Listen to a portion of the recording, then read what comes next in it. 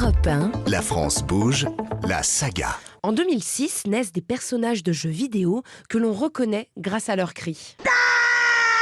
Ce cri entêtant, c'est celui des lapins crétins, tout droit sorti de l'imagination du studio montpelliérain de jeux vidéo Ubisoft. Ces personnages bizarres et déjantés apparaissent pour la première fois dans Rayman contre les lapins crétins. Rayman, c'est une autre franchise d'Ubisoft, un carton de l'entreprise dans les années 90 qui se fait voler la vedette par ses lapins. Loïc Gounon, directeur de la marque dans les studios de développement d'Ubisoft, qui a participé à la création des lapins crétins. La manière dont sont arrivés les lapins, c'est qu'on créait des nouveaux ennemis, des nouvelles créatures qui allaient peupler l'univers de Rayman. Et en fait, en créant des nouveaux personnages, donc il y avait des araignées, différentes créatures, à un moment est né un de ces animaux, donc c'était des lapins. Et en fait, ils avaient une forme un peu particulière et ils étaient dressés sur les pattes.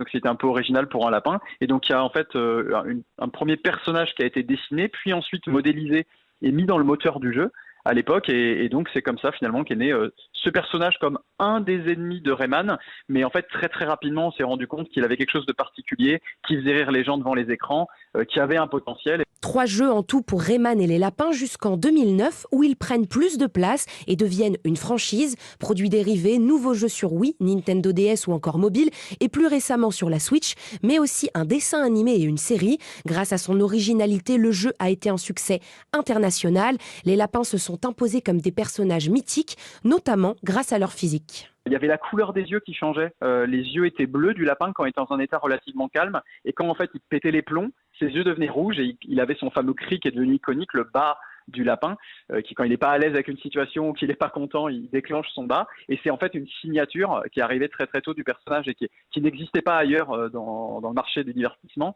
et qui a vraiment rendu le personnage unique, à la fois son humour, son fameux cri, ces situations décalées, c'est ce qui a créé un peu le cocktail d'humour et qui est toujours là aujourd'hui. Et comment parler des lapins crétins sans évoquer leurs bêtises? Ils sont complètement fous, n'en font qu'à leur tête et de plus, ils ont un langage bien à eux. Les lapins s'expriment sur les choses, mais pas avec des mots d'être humain. Et c'est ce qui amène en fait ce décalage et aussi cet humour. Et donc la manière dont c'est né d'ailleurs, la petite anecdote, c'est un de nos ingénieurs au studio, qui a un petit nom qui s'appelle Popo, Johan Perrier. Et c'est lui qui avait un ingénieur qui avait prêté sa voix pour mettre, on va dire, en version maquette, sa voix sur le personnage.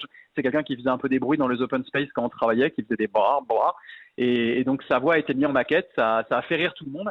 Et en fait, c'est resté. Donc après, d'autres personnes dont c'est le métier ont aussi prêté leur voix pour la série télé. Mais c'est vraiment la voix des lapins est née un peu comme ça, une sorte de mélange un peu yaourt humoristique. Et ça fait partie intégrante du personnage. Et donc pour l'instant, en tout cas, jusqu'à maintenant, les lapins n'ont jamais parlé comme des êtres humains, mais vraiment, ils ont leur propre langage à eux. Ubisoft, la maison mère des lapins, a collaboré en 2013 avec le parc du Futuroscope pour créer une attraction dédiée avec la technologie 5D, la machine à voyager dans le temps, qui a reçu le prix de la meilleure attraction du monde. En 15 ans, tous les jeux des lapins crétins sont vendus à des millions d'exemplaires et médaille d'or pour celui avec Mario, Kingdom Battle. Le jeu sorti en 2017 a été vendu à plus de 8 millions d'exemplaires et un deuxième volet est prévu pour 2022.